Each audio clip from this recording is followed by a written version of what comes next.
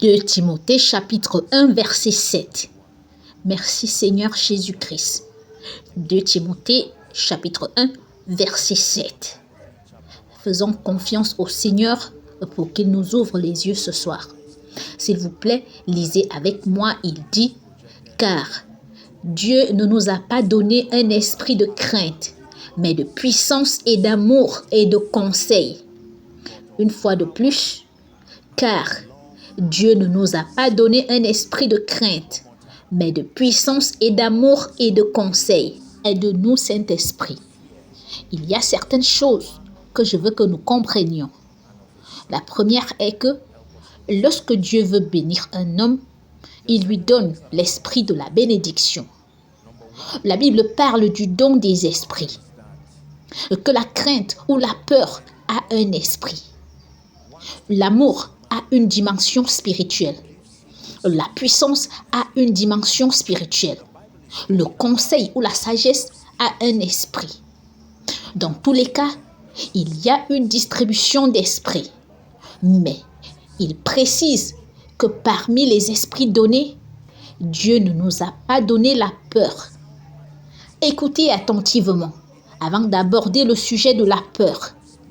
Que lorsque Dieu veut que votre esprit soit sain, la première chose qu'il fait n'est pas de vous donner une information.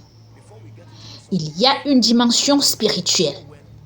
Il y a une transaction qui doit se faire dans le domaine de l'esprit et qui se manifestera ensuite par un conseil. Écoutez très attentivement. Si la peur vient à vous, elle ne vient pas comme une réalité psychologique. Et quand cet esprit s'empare de vous, il va maintenant profiter de vos facultés d'expression et vous allez commencer à réagir à ce que vous pensez être psychologiquement appelé la peur. Alléluia, très puissant. Alors, la Bible dit ici, car Dieu ne nous a pas donné un esprit de crainte. Tous les esprits sont donnés et tous les esprits sont reçus. Que Dieu peut donner quelque chose. Donc, si la peur est à l'œuvre chez un homme, cela signifie que d'une manière ou une autre, vous l'avez reçu. Sommes-nous ensemble maintenant? Que vous en soyez conscient ou non, tout ce qui est donné doit être reçu pour trouver l'expression. Donc, la Bible dit que Dieu ne nous a pas donné l'esprit de peur. Ça, c'est une révélation très puissante. Et tout ce que vous n'avez pas reçu en esprit, vous ne l'avez pas en réalité.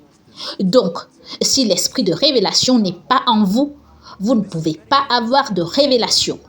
Peu importe combien vous lisez, l'esprit est ce qui vous donne le pouvoir. Si l'esprit de bénédiction, la richesse du royaume ne vient pas sur vous, quoi que vous fassiez physiquement, ça ne vous donnera pas d'expression. Cela signifie que Dieu commence à élever les gens en les introduisant dans la composante spirituelle de tout ce dans quoi il veut les amener.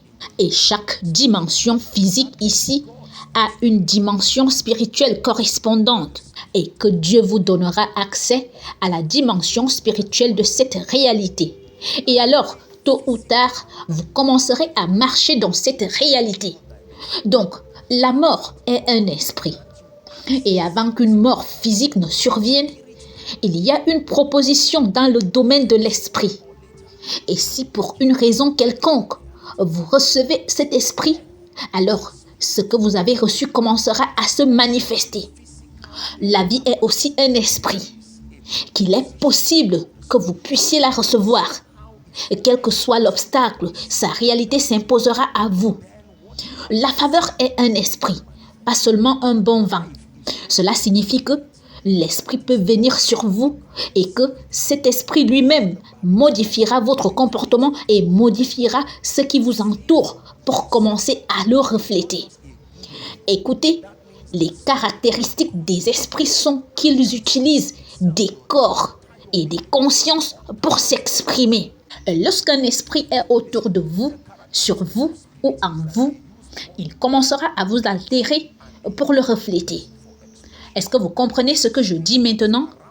Oui, cela signifie que si un jeune homme a un esprit qui le pousse à voler par exemple. Maintenant, il ne saurait même pas peut-être qu'il a reçu cet esprit. Et tout autour de lui reflète qu'il y a une influence plus haute et plus grande que lui, le poussant à voler. Si vous cachez de l'argent sous cette chair, il ne devrait pas le savoir, mais l'esprit, comme la parole de connaissance, le poussera à se pencher et à prendre cet argent. Il n'a pas besoin de savoir qu'il est guidé parce qu'il a reçu l'esprit. Sommes-nous ensemble maintenant? Donc, la première information est que l'homme ne commence à se réjouir que lorsque l'esprit de votre résultat a été reçu. Que chaque résultat et chaque dimension a une composante spirituelle et que lorsque vous l'avez, c'est une réalité. Écoutez très attentivement. Élie savait ceci et lorsqu'il a commencé à prier, il y avait quelque chose qu'il cherchait. Que la pluie en elle-même a une composante spirituelle. Sommes-nous ensemble maintenant? Et au moment où il a commencé à voir cette manifestation, il sut que quelque chose avait déjà été cristallisé dans le domaine de l'esprit. Et il a commencé à courir et en un court laps de temps, il eut un nuage épais. Dieu ne nous a pas donné un esprit de crainte. La deuxième chose que je veux que vous appreniez, c'est comment Dieu traite la peur. Regardez combien la peur est dangereuse. Qu'il faut 3 dimensions de l'Esprit de Dieu pour l'éliminer totalement. Regardez comment Dieu aborde la question de la peur. Qu'en raison du danger et de la gravité de cette opération, il ne suffit pas de vous donner une puissance. Elle ne vaincra pas la peur. Qu'il y a une combinaison tripartite de la puissance, de l'amour et du conseil ou du bon sens. C'est ce qui vaincra totalement la peur dans la vie d'un homme. Donc, Dieu ne vous a pas donné un esprit de peur, mais pour vous protéger de l'effet de la peur, il vous donne un esprit de puissance, il vous donne un esprit d'amour, il vous donne un esprit de conseil ou de bon sens. Cela signifie qu'il y a une relation entre la faiblesse et la peur. S'il vous donne la puissance, c'est parce que la faiblesse est associée à la peur. Comprenez-vous ce que je dis? Il y a une relation entre la faiblesse et la peur. Chaque fois que vous n'êtes pas conscient de la force, la réaction est que vous pouvez permettre à la peur de s'exprimer. Deuxièmement, qu'il y a une relation entre l'amour de Dieu et l'amour envers les hommes, que si vous ne la maintenez pas, la peur sera inévitable. Troisièmement, qu'il y a une relation entre une compréhension dépravée et la peur. Regardez comment Dieu résout le problème de la peur. L'amour, la puissance, le bon sens ou le conseil. Savez-vous, écoutez, laissez-moi vous dire ceci. La peur semble être un problème très simple. Mais savez-vous que tous les autres esprits attendent la peur pour agir? Si vous rejetez la peur, vous pouvez rejeter tout autre esprit. La Bible dit: et pour délivrer tous ceux qui, par la crainte de la mort, étaient toute leur vie retenus dans la servitude. Ce qui signifie que tout esprit est à la merci de la peur. C'est la peur qui a le courage d'ouvrir la porte. Que chaque oppression des ténèbres qui vient à vous attend que la peur lui donne accès. Et que la peur commence à manipuler votre compréhension. Et que si vous manquez de pouvoir, vous manquez de conseils ou de bon sens, vous donnerez accès à la peur. Et avec la peur, toutes les autres manifestations. Beaucoup de gens échouent dans la vie, pas nécessairement à cause de l'ignorance, mais à cause de la peur. La peur de prendre des initiatives, la peur de s'élever, la peur d'exercer le ministère, la peur de faire tant de choses. C'est pourquoi, lorsque les anges apparaissent, la première chose qu'ils disent aux gens, c'est de ne pas craindre. Parce qu'ils savent que la faiblesse des hommes les pousse à être effrayés. Et quand je marche dans la vallée de l'ombre de la mort, je ne crains aucun mal. Cela signifie que c'est ce qui est censé se produire. Que chaque fois que vous êtes entouré d'incertitude, la vallée de l'ombre pas l'esprit, l'ombre, la similitude de la mort. Ce qui signifie que tout ce qui ressemble à la mort peut provoquer la peur. Peu importe combien c'est réel ou aberrant. La vallée de l'ombre de la mort, ça provoque la peur. Mais il dit, je ne crains aucun mal. Il y a une raison, car tu es avec moi. Je comprends ce que ta présence et ton amour peuvent faire. Écoutez très attentivement, le courage n'est pas une question de masculinité. C'est le résultat de la compréhension de certaines choses à propos de Dieu. Que l'esprit de puissance est donné aux hommes pour qu'ils puissent vaincre la peur. Si l'on vous dit soudain que vous avez le pouvoir de guérir le cancer, même au stade 4, peut-être grâce à un médicament, savez-vous que vous n'aurez plus peur? Est-ce vrai? L'information que vous entendez fait quelque chose en vous et si vous n'avez pas le pouvoir d'y résister, elle causera la peur. Et quand la peur entre en vous, elle détruit tout dans votre vie. L'esprit de la peur manipule donc votre compréhension, manipule votre faculté d'expression. Combien d'entre vous ont vu des enfants? En raison de leur compréhension, ils ne cèdent pas facilement à la peur. Comprenez-vous ce que je veux dire maintenant? Ils ne sont pas conscients que ce truc pourrait les blesser.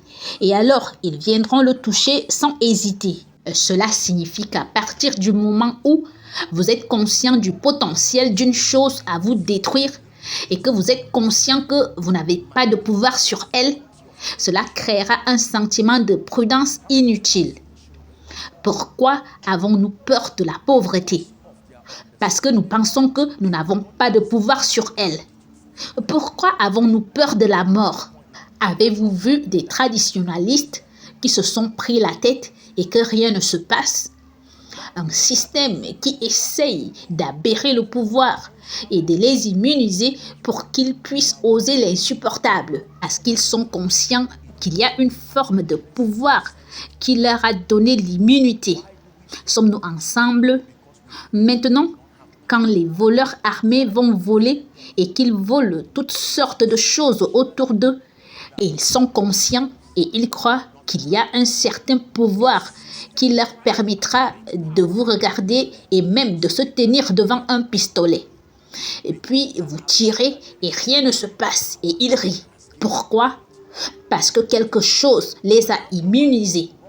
Cela signifie que la conscience du manque de pouvoir vous maintiendra dans la peur pour toujours.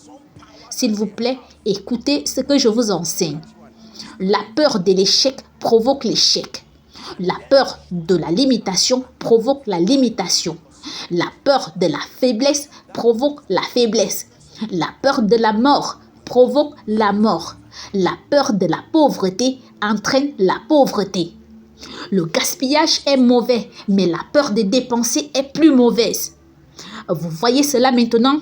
Remarquez à quel point la peur contrôle notre vie. Au moment où vous conduisez, la peur surgit soudain.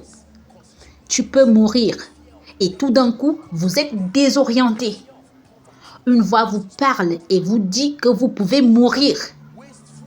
Vous faites un rêve et dans ce rêve, vous vous voyez dans un cercueil.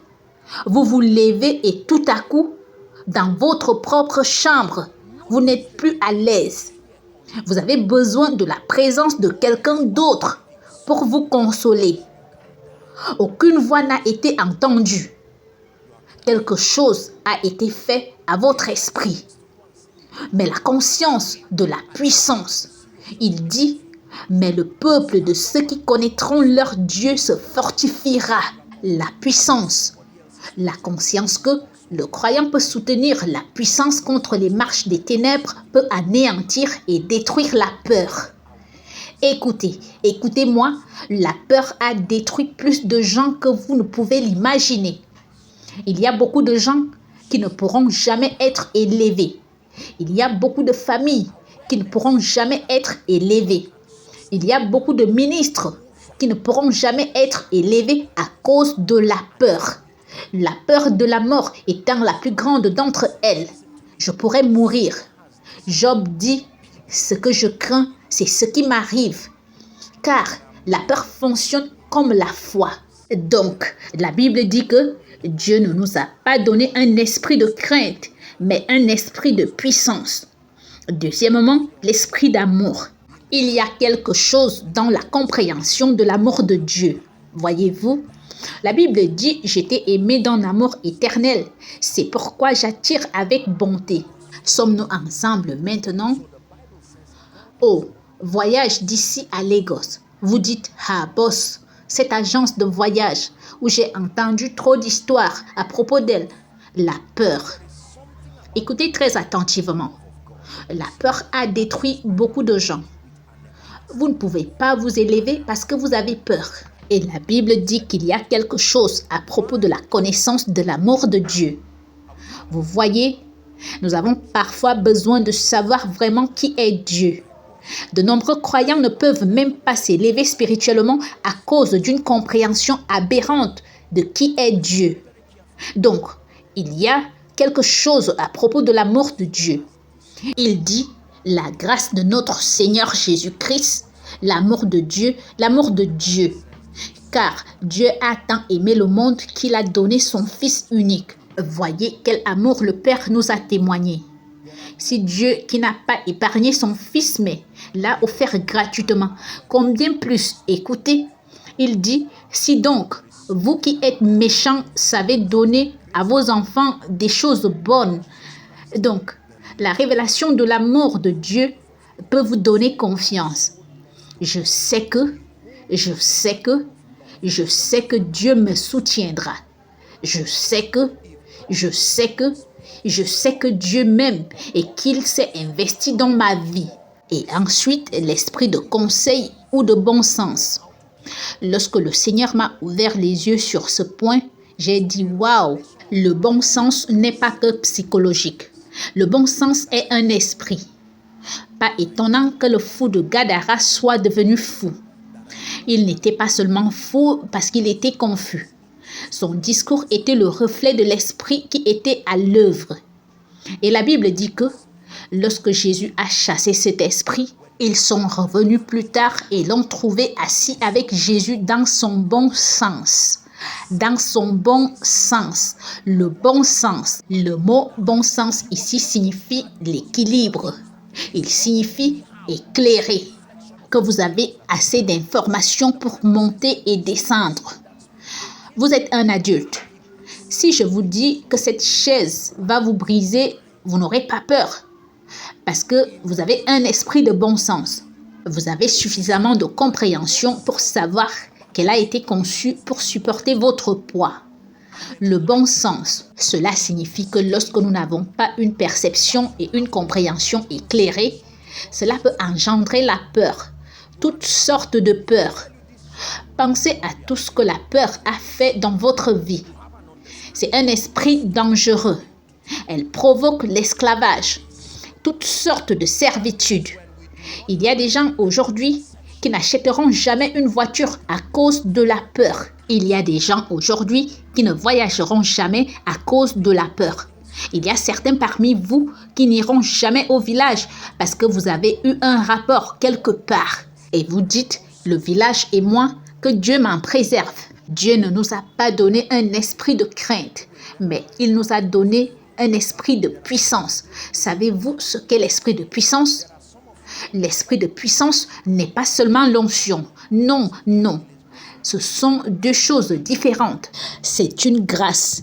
C'est un esprit qui fait naître la foi, qui vous donne l'accès pour affronter les choses, pour affronter les défis. Fortifie-toi et prends courage. La Bible ne dit-elle pas « Soyez forts dans le Seigneur et dans sa grande puissance » ? Chaque fois que la Bible parle des arsenaux des ténèbres, elle dit « Soyez forts ». Vous avez besoin de puissance, de force, de capacité d'oser l'insupportable si vous voulez un jour vous élever. L'esprit de puissance. Cette grâce était sur Esther et elle dit « Je vais aller voir le roi. Si je dois périr, je périrai. » Ça, c'est l'esprit de puissance. Laissez-moi vous dire ceci. Il y a des moments dans votre vie où vous ne verrez aucun navire. Vous devez faire confiance à Dieu et plonger dans cette eau et commencer à marcher par l'Esprit et la révélation. Que la puissance de l'Esprit Saint est capable non seulement de garder, mais de protéger, d'élever sa puissance divine. L'esprit de puissance. Seigneur, tu as parlé, je te crois. Je ne sais pas comment cela va se passer, mais au nom de Jésus, que veux-tu que je fasse? Seigneur, tu m'as demandé de vider mon compte. J'y vais. Et si je dois périr, je périrai. Fortifiez-vous et prenez courage, parce que la vie vous intimidera et vous fera peur. La peur dans le ministère, la peur dans la vie, la peur de tout. Mais vous avez besoin de l'esprit de force. La vie ne vous donne aucune garantie de résultat. Quand vous voyez des gens qui ont des résultats, laissez-moi vous dire spécialement dans le royaume, il y a beaucoup plus que leur croyance et leur conviction de Dieu. C'est la grâce qui est à l'œuvre en eux. L'esprit de puissance. L'esprit de puissance. Pas seulement l'onction pour guérir les malades, le courage, la capacité de se lever et de dire, à porter n'importe quel poids. C'est ce qui était sur David lorsqu'il s'est tenu devant Goliath. Ce n'était pas seulement l'onction pour guérir les malades, non. Il s'est tenu devant Goliath et a dit, « Qui est ce Philistin ?» C'est ainsi concis. Car remarquez comment Goliath les a opprimés. Il a utilisé la peur. Il est venu et a continué à utiliser sa taille pour les opprimer. Et puis, un jeune garçon arrive avec un esprit de puissance. Il le regarde et dit, « Qui est ce Philistin ainsi concis ?» Et puis il dit, « Suis-je un chien ?» Regardez Goliath parler maintenant. « Suis-je un chien pour que tu viennes à moi avec des bâtons ?» Et puis il dit, « Tu peux venir à moi avec ton arc et tout ce que tu as. Mais moi, je viens à toi au nom de l'Éternel, le Dieu d'Israël, celui que tu as insulté. » Et alors, David lui dit, « Maintenant, monsieur, laisse-moi même te dire comment je vais te tuer. Non seulement tu vas mourir, voici ce qui va se passer.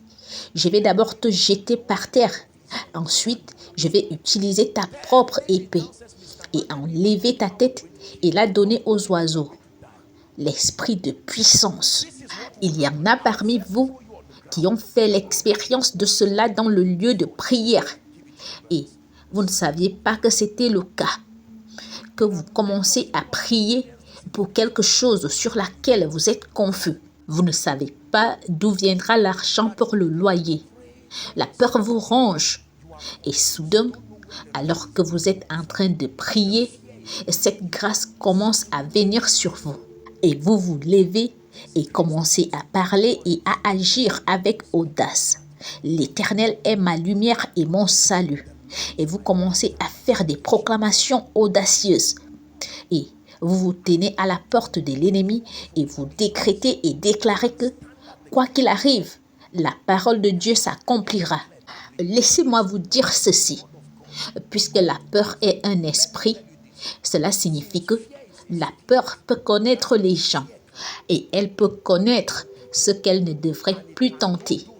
Et tout esprit peut parler, peut connaître. Regardez dans la Bible. Les esprits dans le fou de Gadara ont parlé à Jésus. « Es-tu venu pour nous tourmenter avant le moment fixé ?»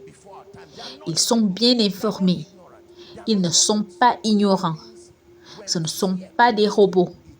Cela signifie que lorsque la peur vient à vous, elle observe votre réponse. Lorsqu'elle constate l'absence de puissance, de révélation de l'amour de Dieu et d'un esprit éclairé, elle est autorisée à entrer et à vous détruire. Sommes-nous ensemble?